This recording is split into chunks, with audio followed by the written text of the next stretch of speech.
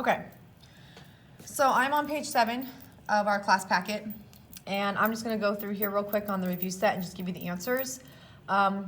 Remember, the quiz is on Monday. If you're still at home, I will send you the quiz virtually through your school email, and if you are back, then you are taking it with the rest of us. So number 1, you should have got D equals 8.2. Number 2, you should have got 3 over negative 8.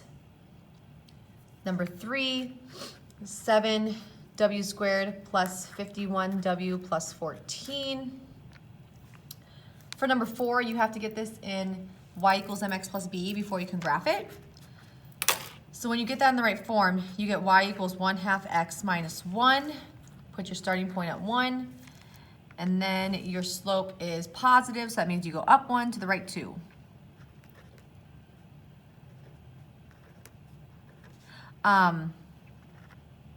For the first 2 questions on here, the distance formula and the slope formula, those will both be on the whiteboard on Monday. So if you need help with any of these questions, email me, but if not, you're gonna take the quiz on Monday with everybody else. So don't come in here on Monday and say, I didn't know I gotta take the quiz. That means you weren't looking at your email or watching this video. So, going to page 2. So the video I sent you on, I think it was Wednesday? Yeah, Wednesday. I sent you a video on Wednesday, and we went over 4 vocab terms. That was median, altitude, perpendicular bisector, and angle bisector. So for these 4 questions, which look very similar to the first 4 questions on your test, which is next week, you are going through and looking at each triangle and labeling what vocab term that matches up with. So for example, the first one, there's no right angle. A right angle would have to be a little box like this. Well, if there's no right angle, that means either a median or an angle bisector. Those are your only 2 options.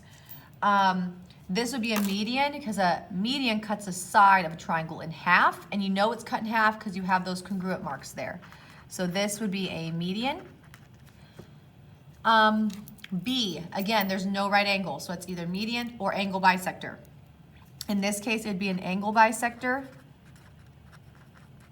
because it cuts an angle in half.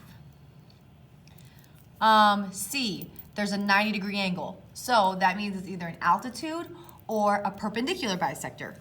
This would be an altitude because an altitude does not cut anything in half. There are no markings on this triangle other than the 90-degree angle.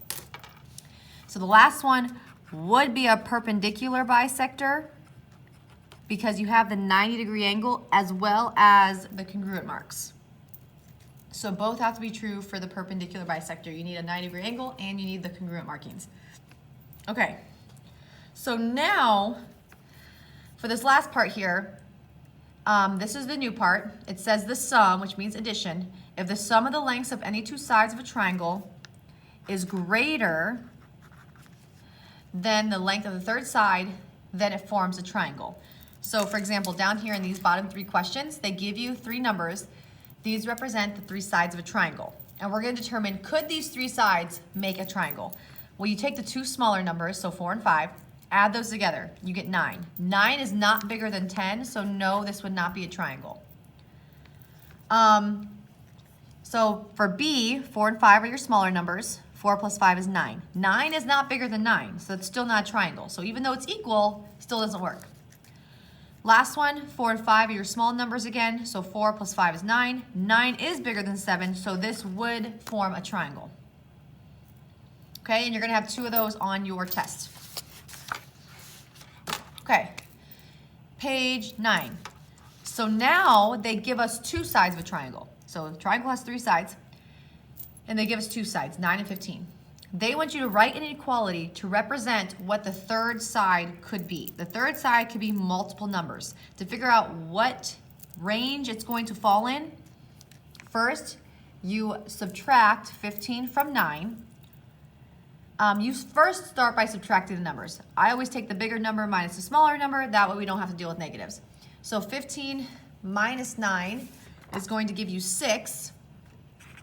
And then you take these numbers again, 9 and 15, and you add them. 9 plus 15 is 24. So what that means is the third side of your triangle can be any number that's between 6 and 24. It could be 7, it could be 9, it could be 15, it could be 23. Okay, it could not be 27. It has to be a number between 6 and 24. So to write that as an inequality, that's with like the greater than or less than sign.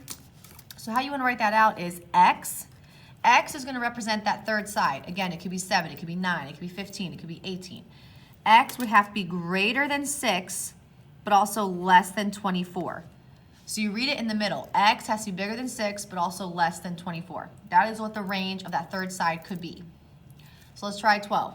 Again, subtract them. 20 minus 11 is 9, and 20 plus 11 is 31.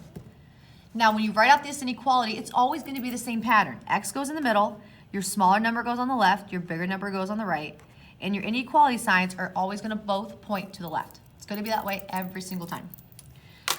So for 13, subtract 23 minus 14 is 9. 23 plus 14 is 37.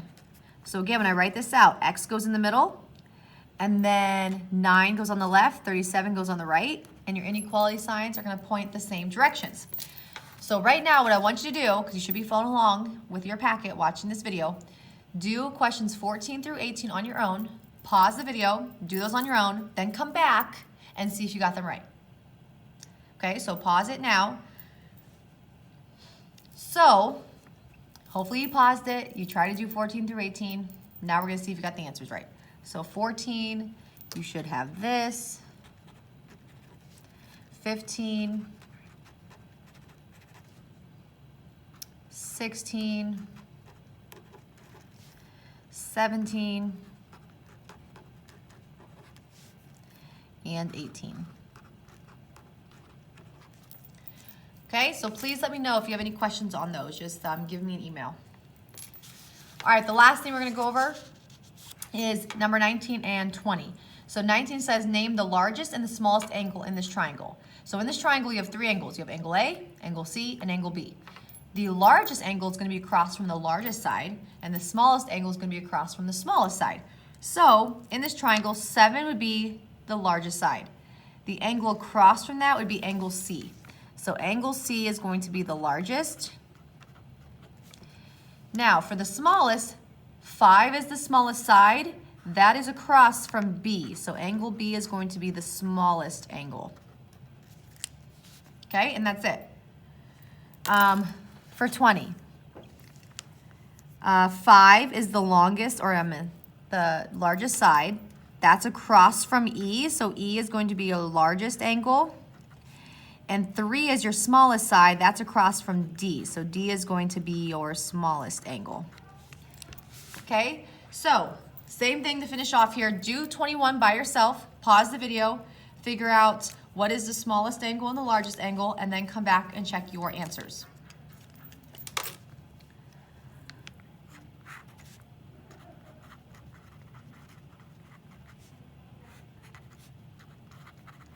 Okay, so hopefully you did that on your own. And angle J would be the largest because it's across from the largest side. And angle G would be the smallest because that's across from the smallest side. That's all we did today in class. So again, make sure you're ready for the review set quiz on Monday, whether you're taking it at home or in class. Make sure you followed along and filled out your class packet. And let me know if you have any questions.